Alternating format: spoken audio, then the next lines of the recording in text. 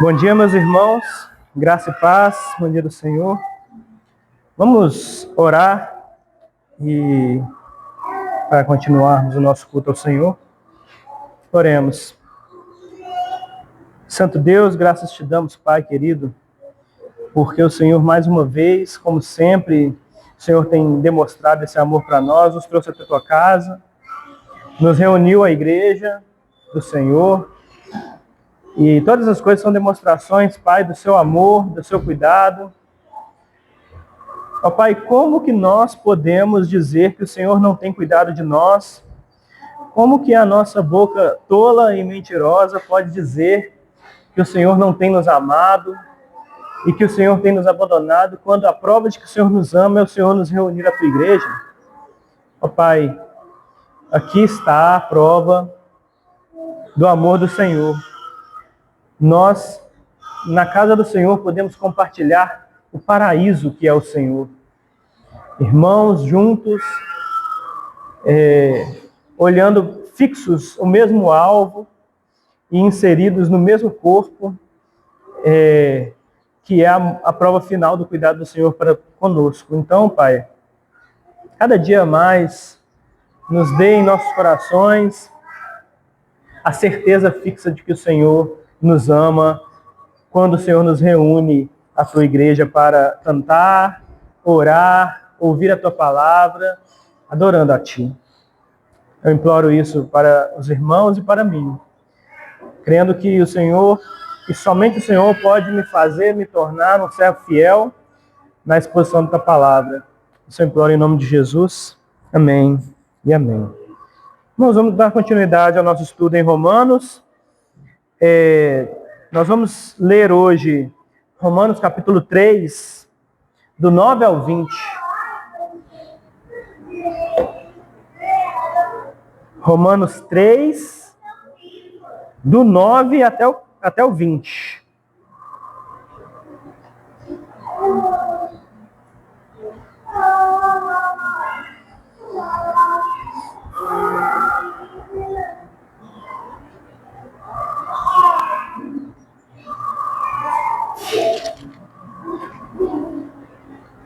Amém? Diz assim a palavra de Deus.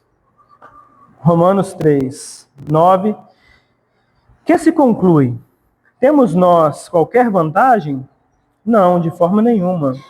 Pois já temos demonstrado que todos, tanto judeus como gregos, estão debaixo do pecado. Como está escrito, não há justo, nenhum sequer. Não há quem entenda. Não há quem busque a Deus. Todos se extraviaram, a uma se fizeram inúteis. Não há quem faça o bem, não há nenhum sequer. A garganta deles é sepulcro aberto, com a língua urdem engano, veneno de víbora está nos seus lábios.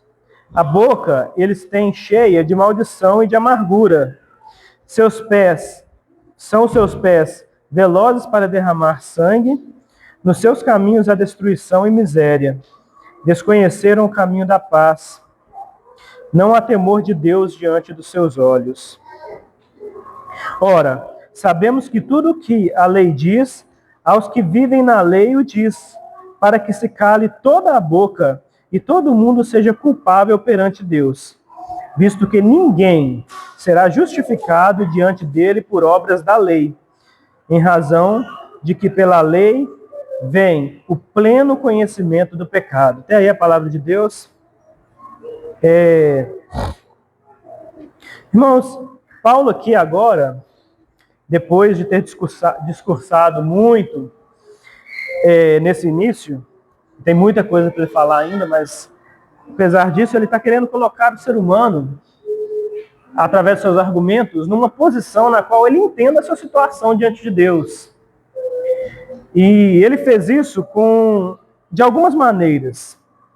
A primeira foi o próprio exemplo dos romanos, aí ele trabalhou isso no início, explicando a real situação de que aquela igreja estava.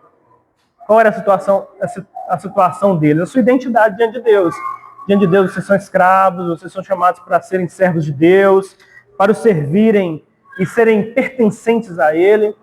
Depois, ele vai continuar dizendo que, diferente de de possuir essa identidade, é possuir a identidade do mundo.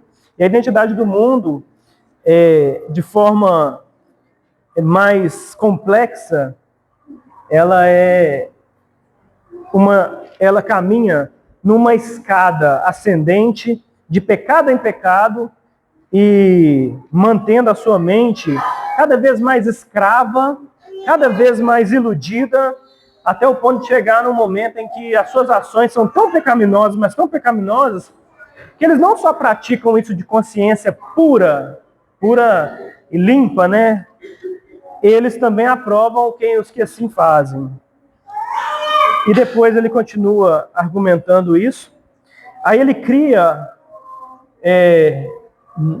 um personagem, como eu disse, um personagem no qual ele vai fazer perguntas, e essas perguntas, para que ele possa mesmo respondê-las, e assim, fazer perguntas que são mais comuns e que são profundas. E por fim, agora ele chegou num ponto, no versículo 9 do capítulo 3, no qual ele vai, apesar dele ter de várias vezes utilizado-se da escritura, né, do Antigo Testamento para validar seus argumentos, agora esse trecho do capítulo 3, Paulo está usando uma máxima argumentação não baseada num discurso dele, mas ele está pegando a ideia que ele vem trabalhando e demonstrando biblicamente a sua ideia. Então agora é uma referência que ele está fazendo, uma bibliografia do que ele tem falado. Ele está apontando no texto a prova textual daquilo que ele está apontando, a depravação do homem. Aí ele vai apontar para o Antigo Testamento, para alguns textos do Antigo Testamento, e nesses textos, especialmente no capítulo 14 de Salmos, ele vai apontar a argumentação dele da depravação total do ser humano. E nós vamos ver isso. Vamos fazer uma introdução. A filosofia humana, hoje, ela é muito diferente da filosofia quando ela inicia ali, quando estuda filosofia, a gente inicia o pensamento filosófico, né? Porque durante grande parte da história, no início da filosofia, Deus, ou melhor, uma divindade era o centro do pensamento para se pensar filosofia. Nós vamos ver, por exemplo, eu vou citar algumas coisas aqui. Platão, em sua obra A República, explica que a realidade última está ligada ao mundo das ideias. Ou seja, a realidade última está ligada a uma ordem superior e transcendente, né? Não material, mas uma ordem superior e transcendente. É uma divindade. Transcendente é uma divindade.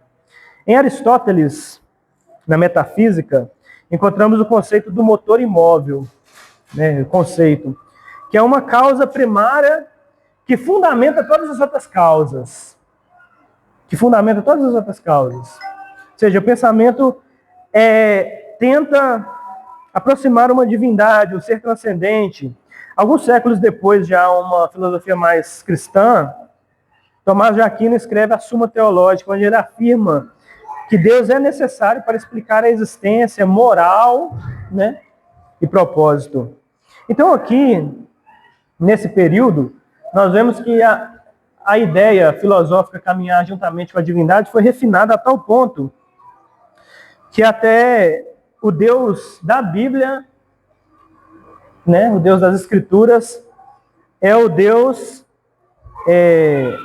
o único Deus possível para explicar existência, moral e propósito.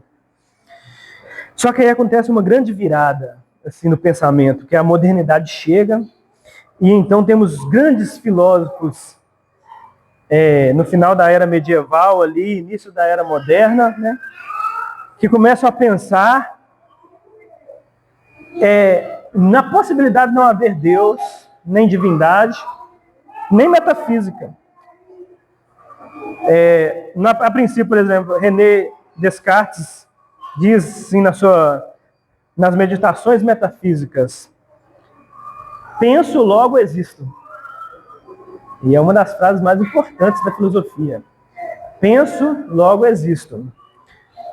E aí inicia-se aquilo que nós podemos perceber, que é a certeza de que você existe quando você é o motor que move a sua existência, é o motor que entende, que se percebe a sua existência. Sem você, não há prova de que você exista, sem seu próprio pensamento. A certeza não está mais focada em Deus, mas no homem, no sujeito. Aí temos Immanuel Kant, que vai dizer, que vai começar o seu postulado, para dizer que Deus ele não pode ser conhecido pela razão pura. Ele pode ser apenas postulado. E então chega finalmente a ruptura. A ruptura total desse conceito. Ela é vista em alguns filósofos. Eu vou saltá-los. Vamos pegar só os mais importantes. Por exemplo, vamos colocar Karl Marx também dentro desse ajuntamento. Ele vai dizer que a religião, ou seja, o pensamento cristão, o pensamento religioso, é o ópio do povo. Sigmund Freud, pai da psicanálise, vai dizer que Deus é uma necessidade psicológica. É uma necessidade psicológica. É uma ilusão criada para lidar com o medo e com a culpa. Com a culpa. E o final, a morte de Deus, né? Nietzsche, Deus está morto, né? Nós o matamos. Chegamos ao fim daquilo que pode ser o pensamento filosófico moderno. Não há necessidade de Deus. Deus, ele era necessário para propósitos que agora não são mais tão necessários. Ele explicava coisas que a ciência hoje explica, que a psicologia explica, que a matéria, a física, essas coisas explicam. A sociologia explica as coisas que Deus explicava e agora não há mais necessidade. A história explica, no sentido de que, por exemplo, há coisas que aconteceram na história que parece que Deus moveu a mão, mas quando nós vamos estudar a história, haviam povos e contextos que moveram e aquelas coisas aconteceram. Então, Deus não é mais tão necessário. A existência de Deus, agora, na nossa filosofia moderna, nos deu finalmente a solução. Qual que é a solução? Se livrar do sobrenatural, do imaterial, se livrar completamente desse motor imóvel, eterno, e concentrar-se em soluções que de fato vão resolver os problemas. Porque se você perde tempo com igreja, religião, Deus, você não foca naquilo que é realmente importante. Ganhar dinheiro, ter um emprego, contribuir para a sociedade com ciência, com alguma coisa assim. Então, quando você está na igreja, pouco ajuda a sociedade no âmbito de produzir ciência, explicar as coisas. Então, quando você fica apegado a explicações sobrenaturais, você não consegue explicar as coisas de maneira natural, então você perde. Então, chegamos a esse ponto na sociedade em que removemos Deus, e a filosofia não só remove Deus, juntamente com a psicologia, ela elimina pecado, né? A suma final é: se não há Deus, não há uma moral real, não há pecado, né? E libertamos o homem de toda a culpa que o pecado trazia. De toda a culpa que o pecado trazia. Mas, irmãos, sabe o que aconteceu?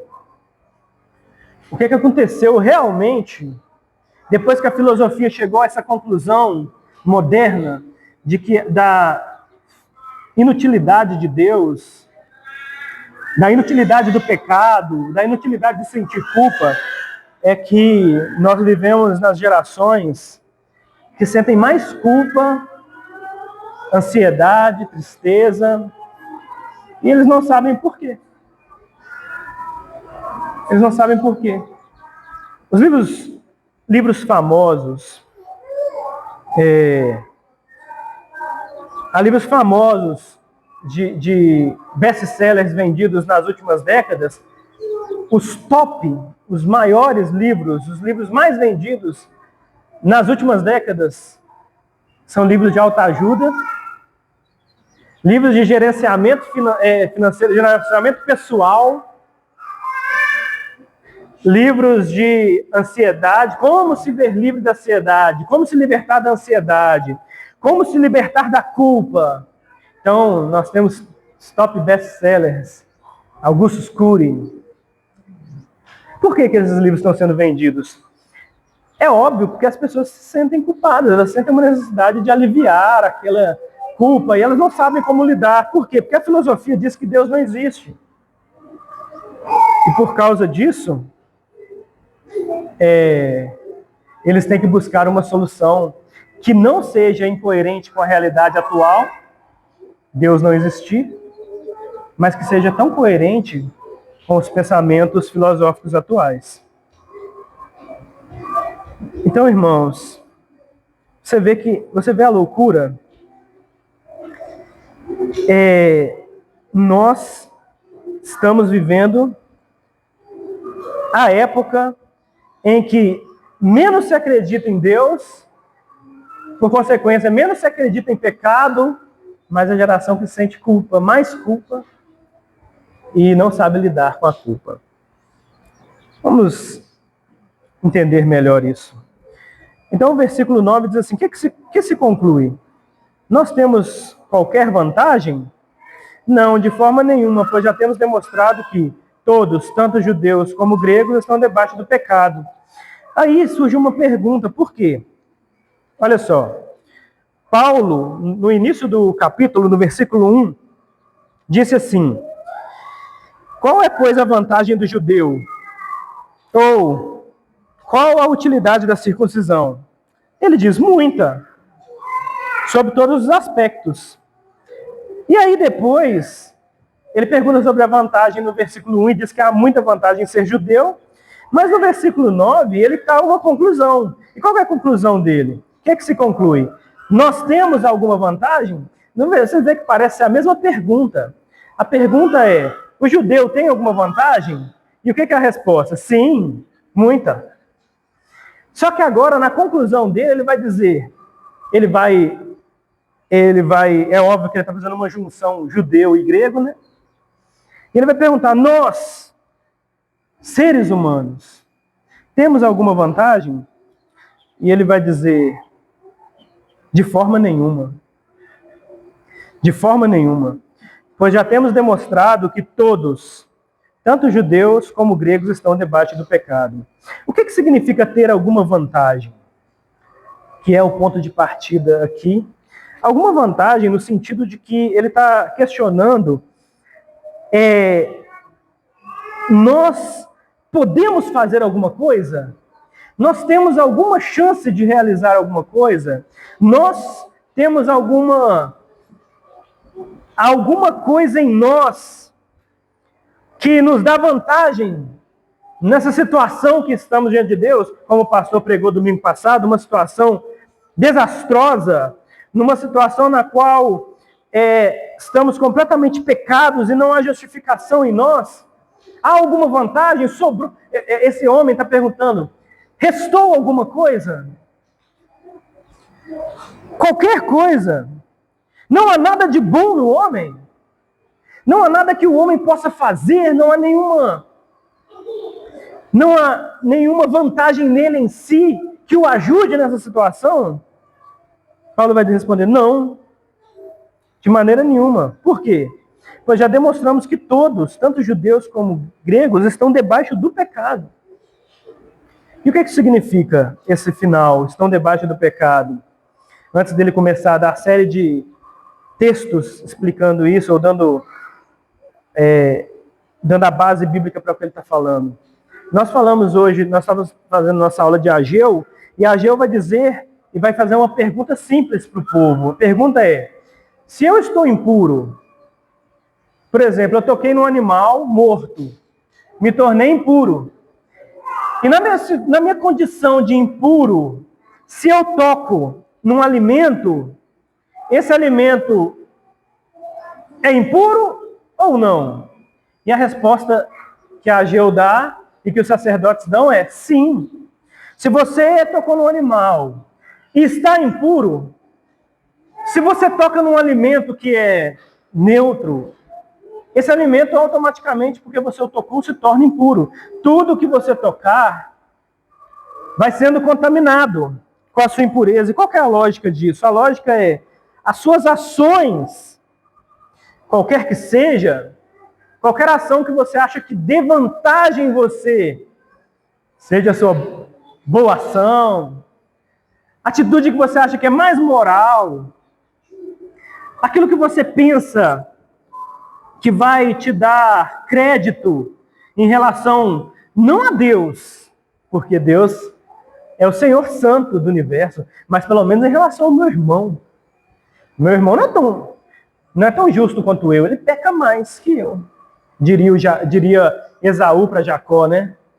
Esaú diria: como que Deus pode escolher Jacó? Eu conheço meu irmão, enganador, enganou o próprio pai. Que vantagem há? Muita vantagem em mim, Esaú diria, né? Eu não engano meu pai, eu não engano minha mãe, né? Então, eu posso não ser perfeito, eu posso não ter vantagem diante de Deus, mas deve existir alguma vantagem, pelo menos em relação ao criminoso lá na cadeia, ou ao pecador contumaz, o meu vizinho ateu. Deve haver. Deve haver. Mas aí o Paulo está dizendo: não há, porque estão todos debaixo do pecado. E Ageu vai dizer: o problema é que a sua boa ação, melhor do que a do seu vizinho, do que o seu irmão, do que o criminoso lá na cadeia, a sua boa ação, ela só pode ser aceita diante de Deus através da justificação, porque senão você está entregando a Deus uma ação contaminada. Porque se você é impuro e realizou uma ação boa, você não foi purificado pela ação boa. Você deixou a ação impura. Você contaminou a sua boa ação. Esse é o ponto de Paulo. E esse é o ponto de Ageu. Esse é o ponto de Levítico inteiro. O livro de Levítico é tudo isso. A frase central do livro de Ageu é: todos vocês são impuros. Todos. Há um trabalho enorme para vocês poderem comparecer no templo.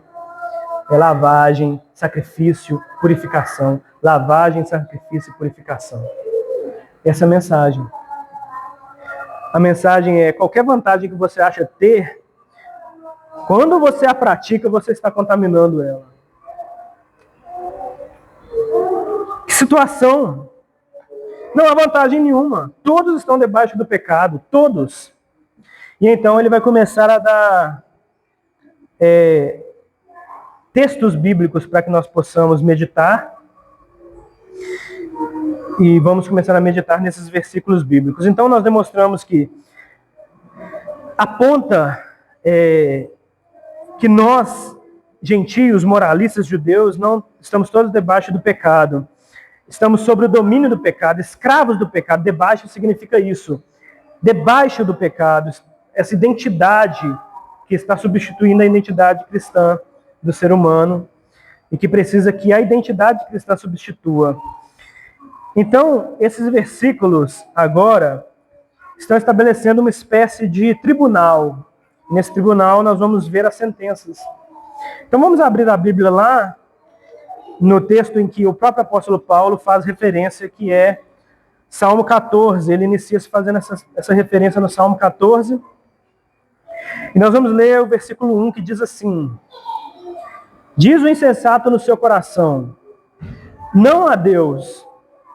corrompem-se e praticam abominação. Não há quem faça o bem. Então, o primeiro versículo é uma pessoa, no caso o insensato, e ele tem uma frase.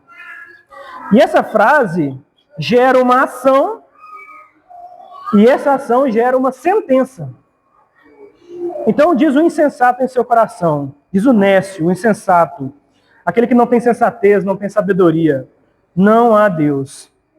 E o que é que significa? O Wesley já nos adiantou. Ele não está dizendo que Deus não existe, apesar de parecer, né? Mas qual que é a ideia? Irmãos, não havia ateísmo no Antigo Testamento, né? Essas nações, diferente de ateísmo, elas eram politeístas. Elas não acreditavam, não é que elas não acreditavam em um Deus, quando ele diz isso. Na verdade, essas nações, essas pessoas acreditavam em vários deuses. O complicado era acreditar em um Deus só. Isso era muito mais difícil. Era o oposto, eles acreditavam em muitos deuses. Muitos deuses. E qual que é e por que então há esse dito aqui? Por que Davi está dizendo que o insensato diz não a Deus? Essa não é uma constatação de ateísmo. Essa é uma constatação de ação divina. O insensato diz: Deus não agirá. Não há uma ação divina, não há uma... Deus, ele não vai fazer nada. Ou, durante muito tempo, os cristãos viveram no meio do Império Romano. E aí algumas cartas surgiram e uma delas dizia assim, exatamente desse jeito: olha, é muito estranho os cristãos. Por quê? Porque os cristãos acham que o Deus deles preocupa com tudo o que eles pensam. Eles acham que o Deus deles está olhando o tempo todo para eles. Que Deus é esse que o tempo todo fica olhando para cada coisa que eles fazem? É muito estranho. Eles acham que os deuses se preocupam com as pessoas que estão trabalhando no campo. Eles acham que o Deus deles, se preocupam com a serva lá na casa. O que ela está pensando. Isso é estranho. Por que um Deus ser tão importante, um ser tão poderoso, estaria preocupado com que uma serva, uma menina que a arrumadeira da casa lá está pensando? Esse era o pensamento deles. Ou o que um trabalhador da lavoura, não é nem um nobre, não é ninguém assim, está pensando quando ele está lá sulcando a terra para poder plantar. É esquisito esse Deus deles, a forma que eles acham isso. Por quê? Porque o pensamento majoritário é: Deus não se importa com o que você pensa, com o que você faz. Na verdade, não há real consequência para aquilo que você faz. Porque Deus nem está nem aí. Baseado em quê? Olha, Asaf vai pensar desse jeito. Asaf também, como o próprio Abraão fez, conforme o irmão Wesley nos mostrou. Asaf fez isso. Asaf um dia olhou para Deus e disse: eu tive inveja. Por que eu tive inveja? Porque me parece que o homem mau, eu tive inveja do homem mau, né, do ímpio, porque me parece que o Senhor não age. Porque o ímpio, tudo dá certo para ele, tudo que ele faz é bem sucedido. Tudo que o ímpio faz dá certo, e tudo que eu faço dá errado. Ora, eu amo a Deus, eu sirvo ao Senhor, e as coisas não funcionam.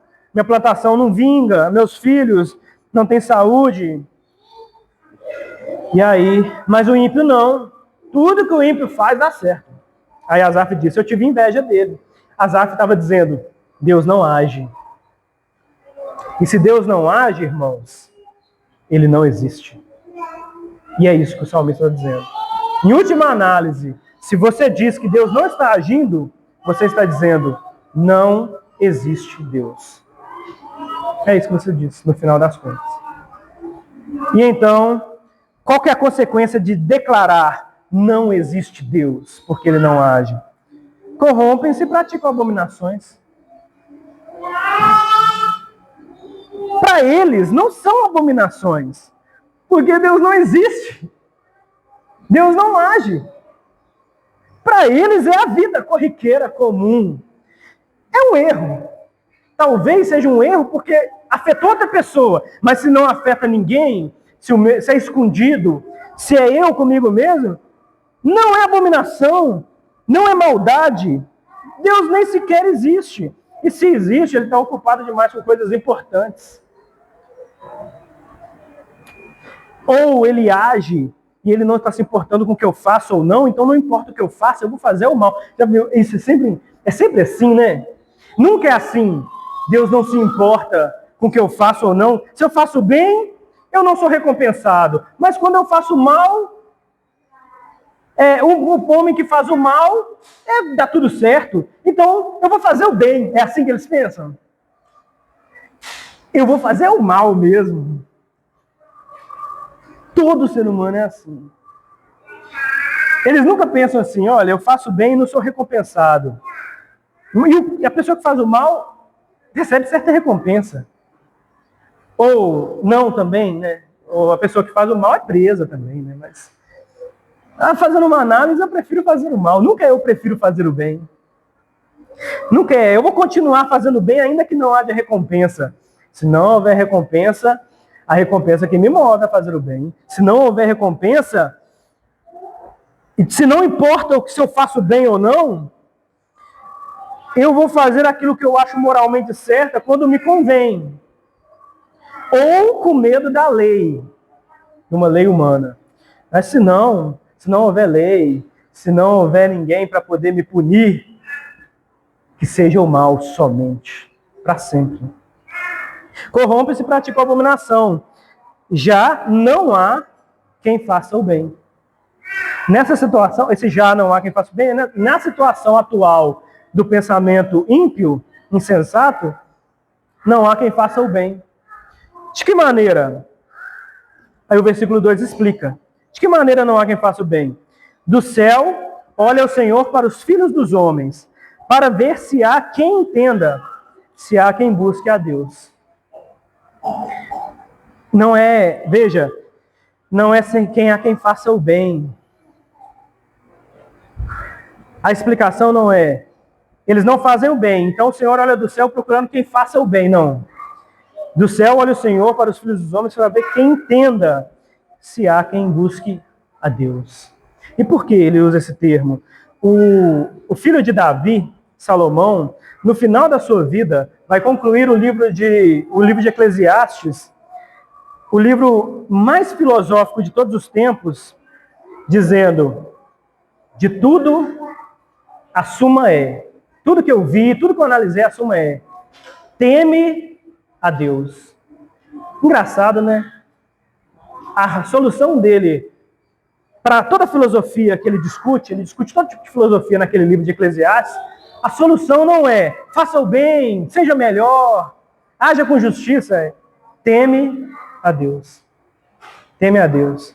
É óbvio que não dá para explicar, né, todo o contexto, mas é porque é como se ele estivesse dizendo junto a Davi, tema, busque a Deus, ou enxergue Deus, adore a Deus, olhe Ele, procure, encontre. Então você vai numa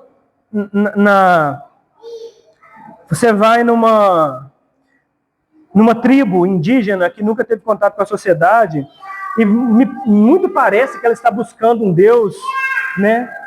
Porque não há, como eu disse, não há ateísmo real. Cada tribo tem seus deuses que eles adoram da maneira que... Mas ninguém está buscando a Deus. Todos estão com medo da divindade.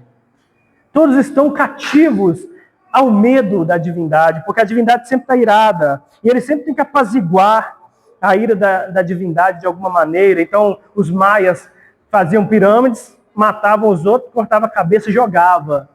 Milhares e milhares de corpos se empilhavam durante centenas de anos para que se apaziguasse a ira dos deuses, porque os deuses estão sempre irados. Então não há quem busque a Deus, há quem tema, quem tenha medo, mas não há quem procure. Não há quem o procure, irmãos. Não há quem o ache admirável. Não há quem o ache maravilhoso. Não há quem ache que ele é o dom de toda a vida e sigam ele. Todos estão se extraviando. Versículo 3: todos se extraviaram e juntamente se corromperam. Não há quem faça o bem, não há nenhum sequer. Ou seja, o versículo 2, ele é singular. Ele trabalha no singular, né?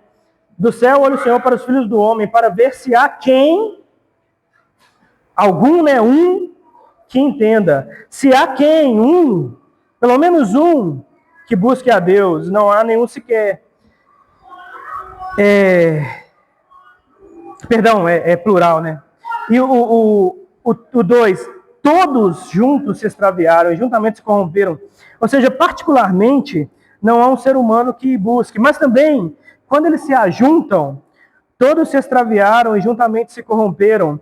Não há quem faça o bem, não há nenhum sequer. Ou seja, o que ele está dizendo é que no coletivo, como ele já disse isso nos capítulos anteriores, Paulo já disse isso nos capítulos anteriores, os homens não só juntamente pecam contra o Senhor, e não só juntamente, os homens juntamente ignoram a Deus e praticam suas maldades, mas eles praticam, e aí o texto vai dizer que eles aprovam quem assim pratique. Eles aprovam quem assim pratique. E por quê? Por quê? Porque o ser humano se sente culpado quando ele pratica. Então, se, por exemplo, você pratica um mal e pratica sozinho, e não há pessoas em volta de você que aprovem, você descobre que aquilo que você está fazendo, se não há aprovação da sociedade, aquilo é errado no coletivo. Então, eu faço uma coisa, mas eu sei que a sociedade em si não aprova, eu não vou fazer aquilo para a sociedade ver e vou dizer que não faço.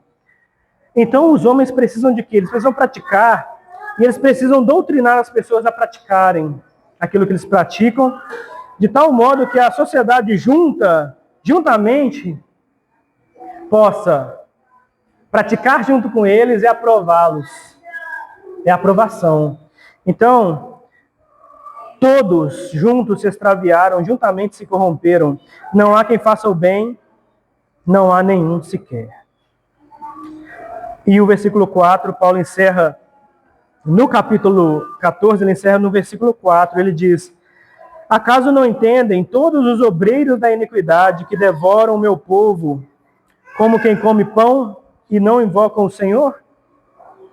Não há quem entenda, né? Não há quem entenda. Todos os obreiros da iniquidade devoram o meu povo como quem come o pão e não invocam o Senhor. E não invocam Deus. É a maior sentença, é a sentença mais clara de que tudo que existe, toda moral, é toda baseada em Deus.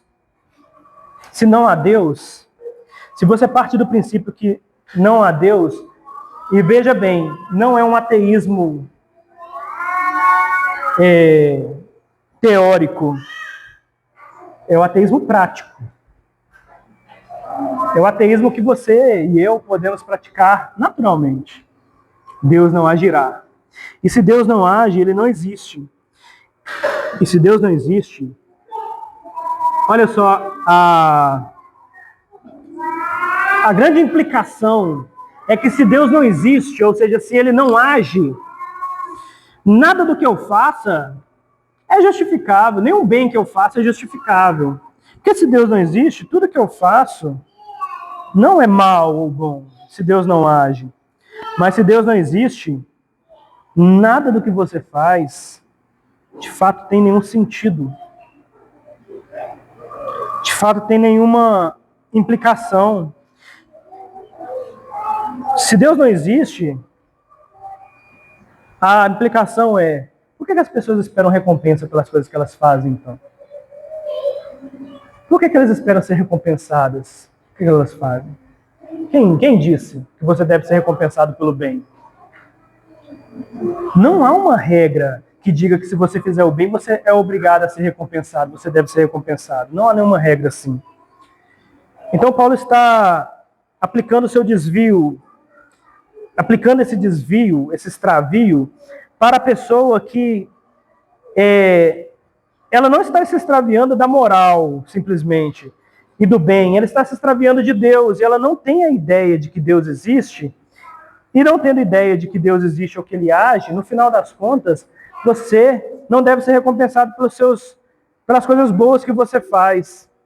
Então ninguém está procurando fazer o bem, porque essa pessoa de fato não vai ser recompensada. Mas o mal, ele é amplamente recompensado dentro do coração. Quando pratica-se o mal, você está sempre buscando aquilo que você pratica como pecado, você está sempre buscando uma satisfação própria, uma satisfação dentro do coração. E você está sempre satisfeito com o mal que você pratica, por quê? Porque no final das contas você está satisfazendo a si mesmo, né? E há essa grande satisfação dentro de si. E então as pessoas praticam o mal, elas se tornam todas praticantes da maldade e não do bem. Só que aí entra a grande questão. Vamos voltar para o nosso texto de Romanos, né? Que todos se extraviaram, a uma se fizeram inúteis, não há quem faça o bem, não há nem o sequer. Versículo 12. Versículo 13, a garganta deles é um sepulcro aberto, com a língua urdem engano, veneno de víbora está nos seus lábios. A boca eles têm cheias de maldição e de amargura. São seus pés velozes para derramar sangue, e nos seus caminhos há destruição e miséria. Desconhecem o caminho da paz. Não há temor de Deus diante dos seus olhos. Então Paulo, que a partir do 13, vai começar a citar o Salmo 5, o Salmo 140, ele cita o Salmo 10, ele cita Isaías 59, ele vai citando vários textos bíblicos para dizer que é o seguinte: por não praticarem o bem, como eu disse, e na verdade por não entender a existência de Deus, e por não entender que há uma recompensa em Deus, para Deus existir, Ele precisa recompensar o bem que eles estão fazendo imediatamente. Por não haver essa recompensa, eles praticam sempre o mal. E tem o prazer no mal.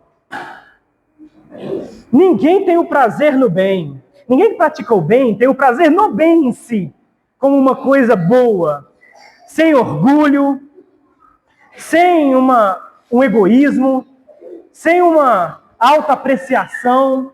Ninguém olha o bem pelo bem e diz, o bem é bom praticar. Se não houver uma recompensa, ou se eu não me orgulhar do bem que eu pratico, se o bem que eu pratico não fizer pessoas olharem para mim e dizerem, olha que cara bom, não há por que praticar. Mas o mal, ele é altamente recompensatório. Ele te recompensa, você pratica o mal, você se sente prazer no mal que você pratica. Porque você sente orgulho. Você sente que o mal, ele recompensa a sua carne. Então Paulo vai dizer, citando todos esses textos, que a única coisa que resta, que vem totalmente do ser humano, que o ser humano produz por prazer e alegria, é o pecado e é o mal.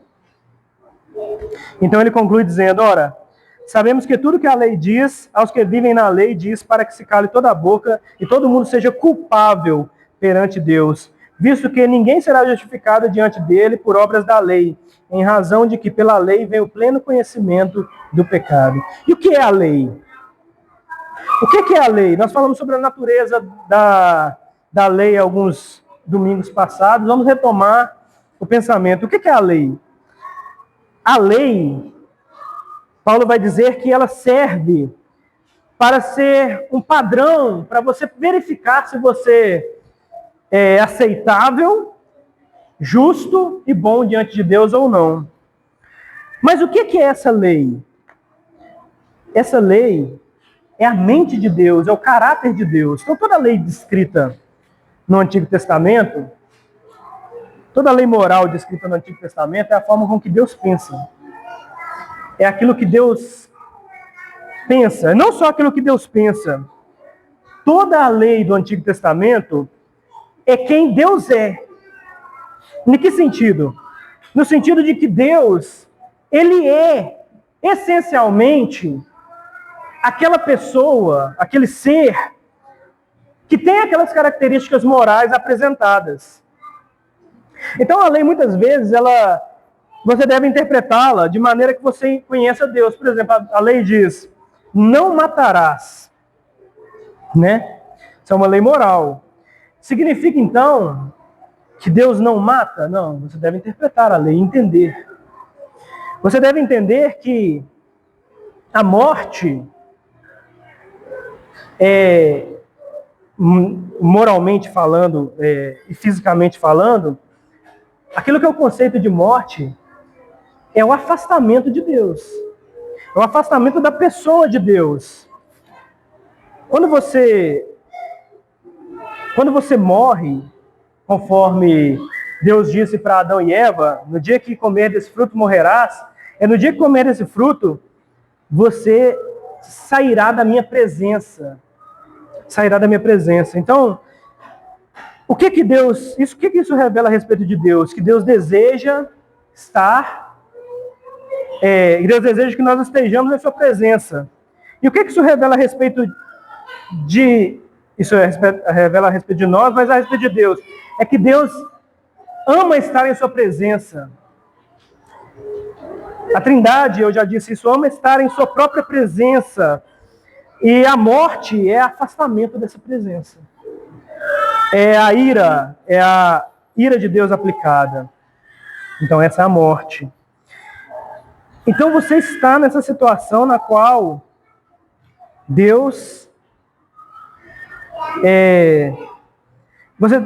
quando você observa a lei, e ao observar a lei, você vê caráter de Deus, características de Deus, a ponto de que você pode dizer: mas como? É impossível nós obedecermos a lei. De fato. Mas quando Jesus pisa na terra, ele cumpre a lei. Ele anda moralmente de acordo com a lei.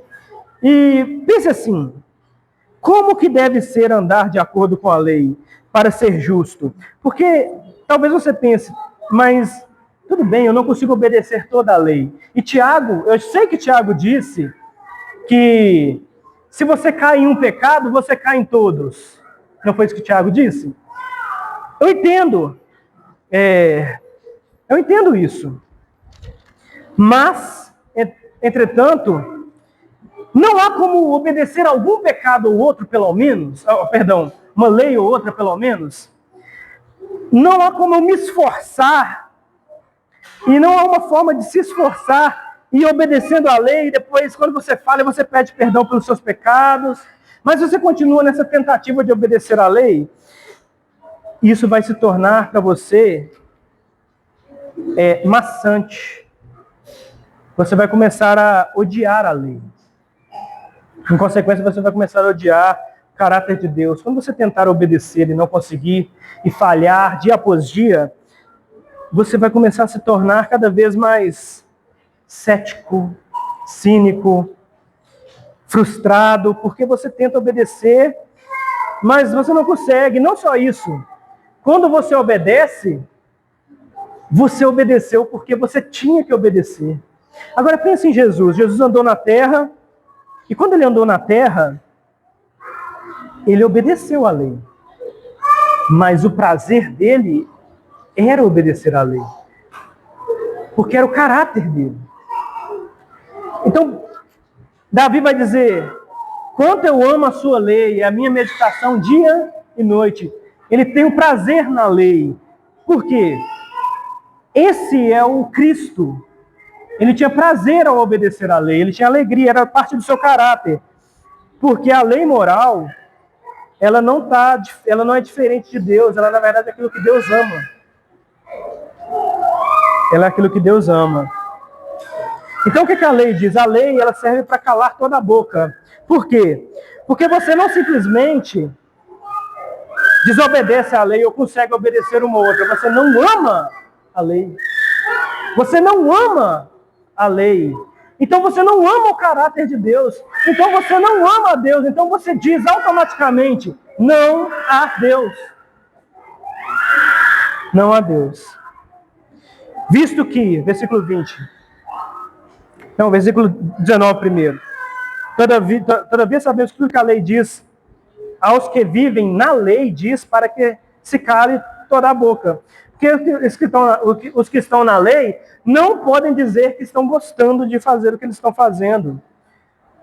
Todo mundo seja culpável diante de Deus, visto que ninguém será justificado diante dele por obras da lei, em razão de que pela lei vem o pleno conhecimento do pecado. A lei diz assim: você diz não a Deus quando você ignora Deus, ou quando você faz com que ele não seja existente através de suas ações.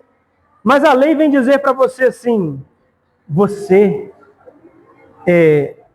se Deus é tudo que existe e a existência está nele, está em viver nele, se você não está de acordo com a lei, você não existe.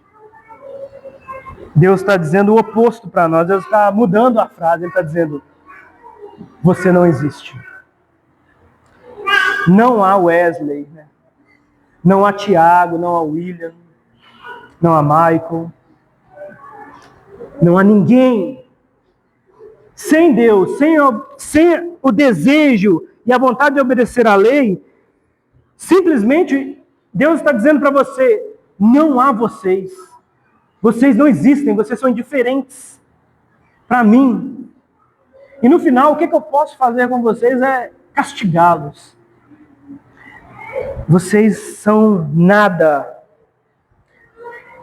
Então, pela lei, o único lugar onde é que você encontrará é observar a lei e dizer: eu estou em desacordo com a lei. E quando eu estou em desacordo com a lei, eu não existo. Para Deus, eu sou ninguém. Porque eu não estou alinhado com o Deus existente. Então não é penso, logo existo, eu vejo Deus, eu contemplo Deus, então eu existo. Eu olho para Ele, eu vejo a lei, e a lei ela me entristece, porque eu vejo que eu estou tão distante do ser que existe, e que prova a minha existência, de tal maneira que, nós vamos encerrar aqui, não vamos falar mais, mas vamos aplicar assim. Ao contemplar a lei, o seu esforço não é um esforço para obedecer algo desagradável, mas deve ser um esforço contribuindo com o amor que você sente pelo Deus da lei, pelo aquele que é o caráter da lei. Você não quer desonrar o Deus e não a lei. Você não quer desonrar o Deus. Então, quando você for observar a palavra de Deus e perceber a sua situação diante dela, você olha para a palavra e você encontra todos os defeitos em você, percebendo finalmente que você está oposto a Deus.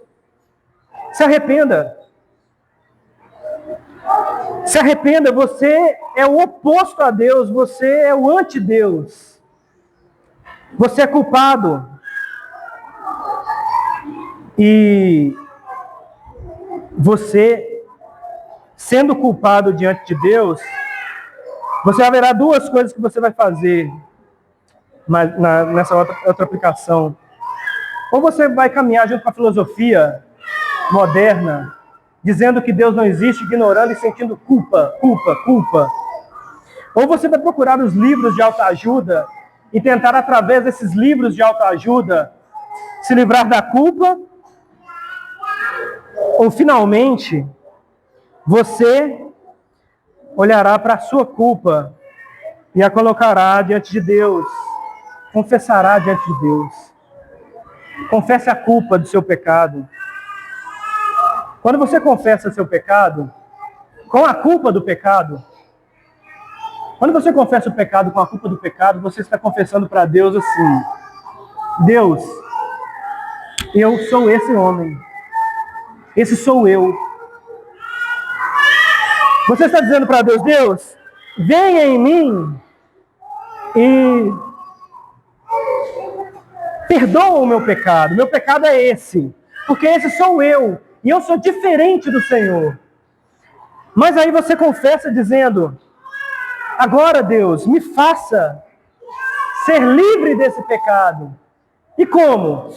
Irmãos, se você tira algo de dentro tem algo dentro de uma caixa que ocupa a caixa. Se você tira algo de dentro da caixa que ocupa a caixa se torna o quê? Vazia. Não há nada ali. E não é isso que você quer. Você não quer que Deus tire o pecado de você e você se torne um ente vazio, um ser vazio. E Deus não vai... Eu sei que parece assim, mas Deus não tira o pecado de dentro de você como se Ele estivesse tirando e te esvaziando. Como que Deus remove o pecado de dentro de você? Como que você deve confessar o pecado? Você não deve confessar o pecado pedindo, Deus, tire o pecado de mim simplesmente. Você deve confessar o pecado de maneira que não se entenda como uma caixa ou como um objeto, se entenda como uma piscina, um balde cheio de água. E essa água é o pecado. Então você é um balde, uma piscina cheia de pecado. A única maneira de você derramar aquela piscina é se uma outra água, aquela piscina suja, entrar, expulsar aquela água suja. Então Deus não vai esvaziar a piscina e depois colocar a água. Como que você é livre do pecado? E como confessar o seu pecado? Você vai confessar o seu pecado implorando que Deus entre em sua vida de pouco a pouco, e a pouco Ele vai expulsando as outras práticas. Não é uma substituição. É uma substituição. Ele vai substituir o pecado em você. Então, onde havia amargura, há deleite, há prazer. Aonde havia ansiedade, não só se arranca ansiedade, como os livros tentam fazer. Livre-se da culpa, livre-se da ansiedade. É impossível, se não houver o Deus eterno, trazendo alegria onde é que havia tristeza. Onde é que havia ansiedade, insegurança, Ele traz paz. Ele entra com a paz. Ele é a paz. Aonde havia tristeza, Ele vai ser a alegria. Aonde havia desorientação, Ele é o caminho. Você não consegue, se você está perdido no caminho, você só consegue estar correto no caminho novamente se você entrar num caminho. Parado, você não vai estar no caminho. Deus tirar o seu orgulho de você é apenas se Ele colocar humildade. A lei, o que ela diz? Ela diz que você é pecador. A lei, ela não te salva. Ela só te mostra onde você está enganado, mostrando que atributos de Deus que devem entrar em você, competindo com aqueles pecados e expulsar aqueles pecados. Então você olha para a cruz, e a última aplicação é essa. Você olha para a cruz e você confessa seu pecado dizendo assim: Deus, eu pequei e eu preciso do seu perdão. Então o que eu imploro ao Senhor é que o Senhor crucifique o seu filho no meu lugar hoje. Coloque ele no meu lugar. Todas as vezes que você confessa seu pecado, você está dizendo: Deus, castigue Jesus no meu lugar. Não castigue a mim. Castigue Jesus no meu lugar. Mas como eu disse, se você faz e fica só aí, você corre o risco de estar na lei. Você diz assim: Senhor, castigue Jesus no meu lugar, desse pecado que eu cometi. Mas, Senhor, também, no meu lugar e no lugar dele, coloque a mim. Aonde? A vida dele em mim. No lugar do meu pecado, em vez de me castigar, castigue seu filho. Mas naquele lugar que restou, coloque Jesus em mim, assim que se confessa pecados. Dê a culpa do seu pecado, diga o que o seu pecado é. Diga que Jesus deve morrer no seu lugar. Diga que Deus deve castigar, não você por aquilo. O filho dele deve ser esmagado. E depois diga: coloque os atributos do filho em mim. Depois diga: coloque seu filho em mim. Só assim. Somente assim você confessará pecados. Somente assim você encontrará essa paz. Somente se Jesus habitar ricamente em você. Senão você só será alguém que tentou, e tudo que você conseguiu fazer foi espalhar imundície e pecado nas suas boas ações. Vamos ficar de pé para nós orarmos.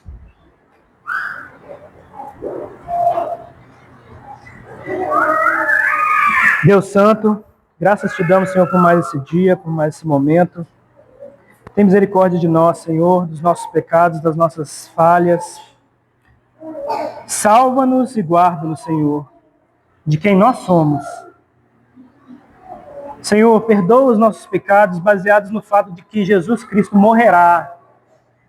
Como ele já morreu no tempo, nós acreditamos que ele morreu pelos nossos pecados. Mas sabemos, Senhor, que nós estamos pedindo para que a punição pelo pecado que eu cometi seja não punida em mim, mas em Jesus. Mas, Senhor, nós não queremos ficar num lugar onde essa punição, nós não entendemos ela. Mas nós queremos, Senhor, entender que o Senhor substituiu a gente na cruz e no lugar da cruz, no nosso lugar na cruz, Cristo foi colocado para que nós possamos ser colocados aonde ele deveria estar, que é livre, pleno, sem dor, ó Pai, e com uma vida perfeita. Por isso, Senhor, aplique a vida de Cristo em nós, aplique a vida de Jesus Cristo em nós, para que nós possamos, Senhor, finalmente expulsar os pecados dos nossos corações, expulsar a maldade dos nossos corações, expulsar o mal de nós, de tal modo que não haverá culpa, não haverá ansiedade, tristeza, porque o Senhor que é paz, alegria, descanso, o Senhor que é todas essas coisas, habitará em nós todos os dias. E então, Senhor, nós poderemos, de fato, ser justos, como Cristo é justo. Não porque praticamos justiça, mas porque Jesus praticou justiça. E foi aplicando ela em nós, expulsando, Senhor, a injustiça de nós. Se imploramos em nome de Jesus. Amém.